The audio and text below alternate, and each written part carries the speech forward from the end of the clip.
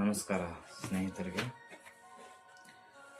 ನೋಡಿ, ಇವತ್ತಿನ ಟಾಪಿಕ್ ಏನಂದರೆ, ಬೆಂಗಳೂರಿಂದ ಪ್ರಯಾಗ್ರಾಜ್ಗೆ ಎಷ್ಟು ದೂರ, ಬೆಂಗಳೂರಿಂದ ಅಯೋಧ್ಯೆಗೆ ಎಷ್ಟು ದೂರ, ಬೆಂಗಳೂರಿಂದ ಕಾಶಿಗೆ ಎಷ್ಟು ದೂರ, ಮತ್ತು ಹೇಗೆ ಹೋದರೆ ಹತ್ರ ಆಗುತ್ತೆ, ಯಾವುದ್ರಲ್ಲಿ ಹೋದರೆ ನಮಗೆ ಚೀಪ್ ಆಗುತ್ತೆ, ಯಾವ್ದು ರೇಟ್ ಎಷ್ಟೆಷ್ಟಿರಲಿವೆ ಅನ್ನೋದ್ರ ಬಗ್ಗೆ ಇವತ್ತಿನ ವಿಡಿಯೋ. ನೋಡಿ, ಬೆಂಗಳೂರಿಂದ ನಾನಿವಾಗಿರೋದು ಯಲಹಂಕದಿಂದ ಕಾಶಿಗೆ 1804 ಕಿಲೋಮೀಟರ್ ಇದೆ, ಅಯೋಧ್ಯೆಗೆ 1878 ಕಿಲೋಮೀಟರ್ ಇದೆ, ಪ್ರಯಾಗ್ರಾಜಿಂದ 1714 ಕಿಲೋಮೀಟರ್ ಇದೆ. ಸೊ ಇದರಲ್ಲಿ ನಮ್ಗೆ ಹತ್ರ ಆಗಿರೋದು ಪ್ರಯಾಗ್ರಾಜ್. ಅಷ್ಟೇ ಅಲ್ಲ, ಪ್ರಯಾಗ್ರಾಜ್ಗೆ ಫಸ್ಟ್ ಹೋಗಿ ಪುಣ್ಯ ಸ್ನಾನ ಮಾಡಿಕೊಂಡು ಅಲ್ಲಿಂದ ನಾವು ಕಾಶಿಗೆ ಹೊರಡಬೇಕಾಗುತ್ತೆ.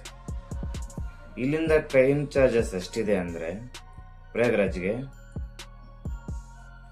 1090 ರೂಪಾಯಿ ಸ್ಲೀಪರಲ್ಲಿದೆ.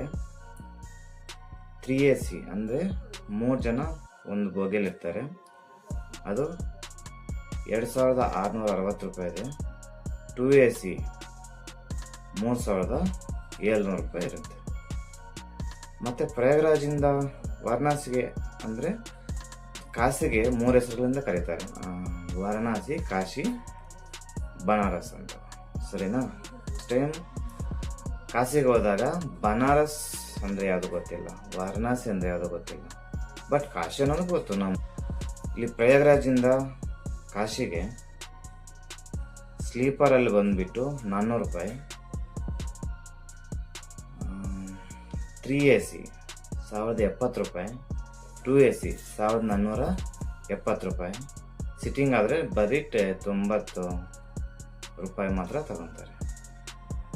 ಇಲ್ಲಿ ಏನಕ್ಕೆ ಇಷ್ಟು ಕಡಿಮೆ ಇದೆ ಅಂದರೆ, 122 ಕಿಲೋಮೀಟ್ರ್ ಮಾತ್ರ ಇರೋದು ಪ್ರಯಾಗ್ರಾಜಿಂದ ಕಾಶಿಗೆ.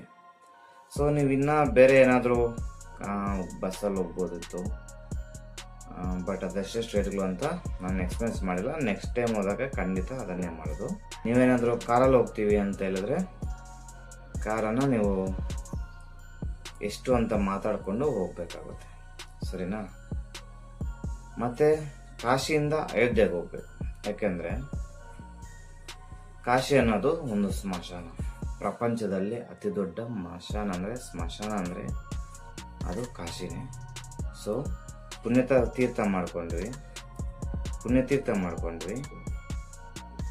ಸ್ಮಶಾನ ಅಂದರೆ ನಮ್ಮ ಜೀವನದ ಲಾಸ್ಟ್ ಕೊನೆ ಗುರಿ ಸ್ಮಶಾನ ಇರುತ್ತೆ. ಸೊ ಸ್ಮಶಾನ ನೋಡ್ಕೊಂಡ್ವಿ. ಅಲ್ಲಿ